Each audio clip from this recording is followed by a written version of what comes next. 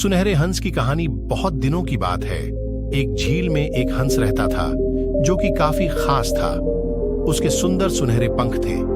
वहीं झील के पास एक बूढ़ी औरत अपनी बेटियों के साथ रहती थी। बहुत ज्यादा मेहनत करने के बाद भी वे गरीब ही रहे। एक दिन हंस ने सोचा, शायद मैं हर दिन एक सुनहरा पंख दे दूं ताकि ये महिलाएं इसे बेच सकें और जीने के लिए पर्याप्त पैसा हो। अगले दिन हंस बुढ़िया के पास गया। उसे देखकर बूढ़ी औरत ने कहा, मेरे पास तुम्हें देने के लिए कुछ नहीं है।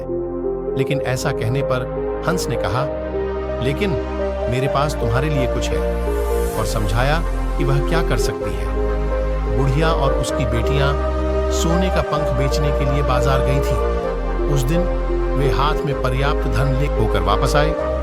हंस दिन ब दिन बुढ़िया और उसकी बेटियों की मदद करता रहता।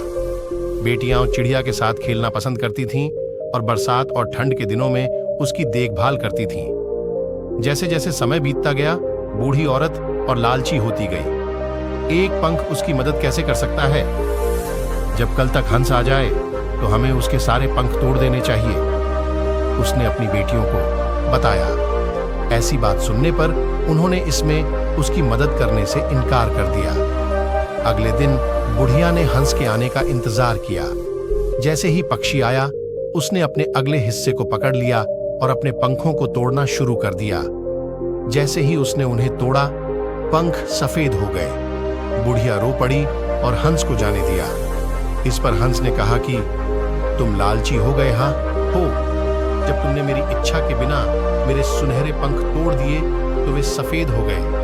इतना कहकर हंस गुस्से में वहां से उड़ गया, फिर कभी नहीं दिखाई पड़ा।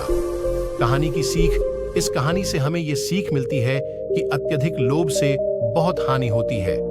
दूसरों से चोरी न करना या स्वार्थ के लिए दूसरों की कामना न करना अच्छा है।